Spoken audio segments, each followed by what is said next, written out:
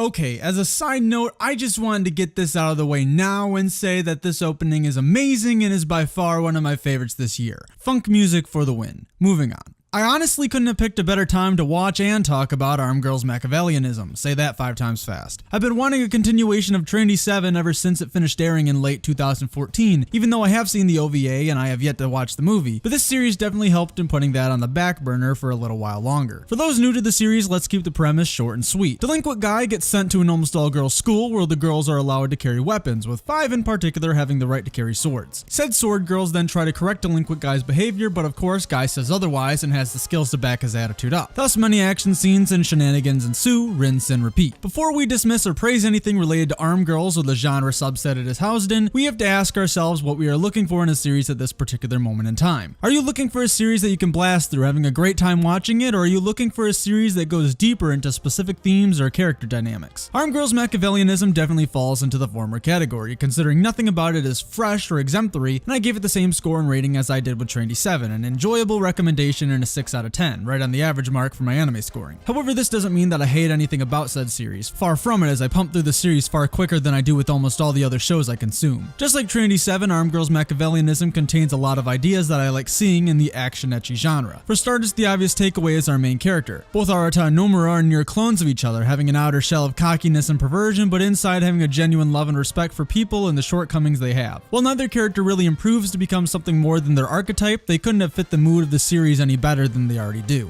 I also think that Arm Girls does a better job with its female cast, considering they actually improve, or digress depending on your mindset, unlike Trinity 7's stereotypical 7 deadly sins. I find it rather interesting how Arm Girls almost clones the personality and even at points backstory of Trinity 7's female leads, but is able to make each girl seem like their own person. Granted, the series couldn't help but fall into the dreaded harem pit, but with its overall focus being on a self-aware revenge premise, it doesn't get in the way nearly as much as you think it would. The Gynax or trigger mentality is also something that I'm happy seeing in Arm Girls Machiavellianism, just like it was with Trinity 7. If you go all out on something, the rest will follow, is a statement I said in my video regarding Trinity 7's narrative, with that focusing on the show being an overall blast to watch. And Arm Girls Machiavellianism falls into this category as well. Even if you have never heard of, let alone watched the series, judging from the title alone, it either sounds like the show will be absolutely ridiculous in some fashion, or some art house project that symbolizes the inner workings of the female mind. The content of the show itself knows how to scratch that itch in wanting a show that is super easy to binge through, and has inspiration from other binge-worthy titles such as Kill la Kill and JoJo's Bizarre Adventure. It runs at a pace where it provides the perfect amount of material to feel satisfied with that particular episode in terms of entertainment value, but it also does a good job with its conclusions or cliffhangers that makes you want to keep going to see where a cast ends up next. I mean, where else can you see a sumo wrestling match between a bear and a quote-unquote normal dude, and a few episodes later, said normal dude wins a fight against an insane naked chick by stripping off his clothes to distract her, if you catch my drift. Sprinkle in its simple yet polished animation along with a well-accompanied musical score, and you got yourself around 6 hours of pure unadulterated fun. Arm Girls Machiavellianism isn't the best series by far, but man, I can't recommend it enough for those who just want a good time. If you are interested in checking out Arm Girls Machiavellianism, you can watch the series over on Anime Strike if that is available to you. If not, at least check out the opening theme, please. It needs more recognition in my eyes. Now, what are your thoughts on Arm Girls Machiavellianism? Comment below. Also, what are your thoughts on this new reviewing style or quote-unquote talk show-like format? In my latest couple of videos, I've been trying to go away from the structured point-by-point review style I'm used to doing and instead wanting the video to have more of a conversational vibe, talking only about the content I care about in the show. I think it makes the video a lot easier to digest, but that's just me. If you like this format or have any ideas of improving it, let me know and I will try my best to correct them. As always, if you enjoyed this video, hit that like button, I would really appreciate it. Subscribe for more anime related content and follow me on Twitter, Kitsu, and my anime list if you're interested. I'm Kat from Spartan Media Reviews and I will catch you guys in my next video. Thank you for watching.